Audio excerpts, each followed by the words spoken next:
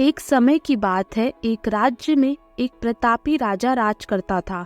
एक दिन उसके दरबार में एक विदेशी अंगतुक आया और उसने राजा को एक सुंदर पत्थर उपहार में दिया। राजा वह पत्थर देख बहुत प्रसन्न हुआ।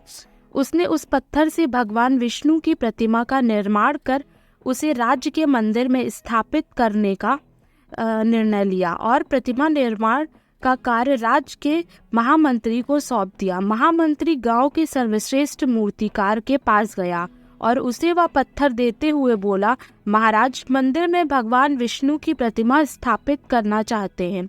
7 दिवस के भीतर इस पत्थर से भगवान विष्णु की प्रतिमा तैयार कर राजमहल पहुंचा देना। इसके लिए तुम्हें 50 स्वर्ण मुद्राएं दी जाएंगी। 50 स्वर्ण मुद्राओं की बात सुनकर मूर्तिकार खुश हो गया और महामंत्री के जाने के उपरांत प्रतिमा का निर्माण कार्य प्रारंभ करने के उद्देश्य से अपने औजार निकाल लिए। अपने औजारों में से उसने एक हथौड़ा लिया और पत्थर तोड़ने के लिए उस पर हथौड़े से वार करने लगा, किंतु पत्थर जस का तस रहा। मूर्तिकार ने हथौड़े के कई वार पत्थर पर किए, किंतु पत्थर नहीं टूटा। 50 बार प्रयास करने के उपरांत मूर्तिकार ने अंतिम बार प्रयास करने के उद्देश्य से हथौड़ा उठाया, किंतु यह सोचकर हथौड़े पर प्रहार करने के पूर्व ही उसने हाथ खींच लिया कि जब 50 बार वार करने से पत्थर नहीं टूटा तो अब क्या टूटेगा।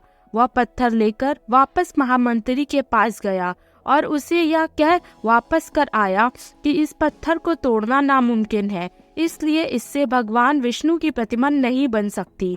महामंत्री को राजा का आदेश हर स्थिति में पूर्ण करना था, इसलिए उसने भगवान विष्णु की प्रतिमा निर्मित करने का कार्य गांव के एक साधारण से मूर्तिकार को सौंप दिया। पत्थर लेकर मूर्तिकार ने महामंत्री के सामने ही उस पर हथौड़े से प्रहार किया और वह पत्थर एक बार में ही टूट गया। पत्थर टूटने के बाद मूर्तिकार प्रतिमा बनाने में जुट गया। इधर महामंत्री सोचने लगा कि काश पहले मूर्तिकार ने एक अंतिम प्रयास और किया होता तो सफल हो गया होता और 50 स्वर्ण मुद्राओं का हकदार बनता। दोस्तों, हम भी अपने जीवन में ऐसी परिस्थितियों से दो चार होते रहते हैं।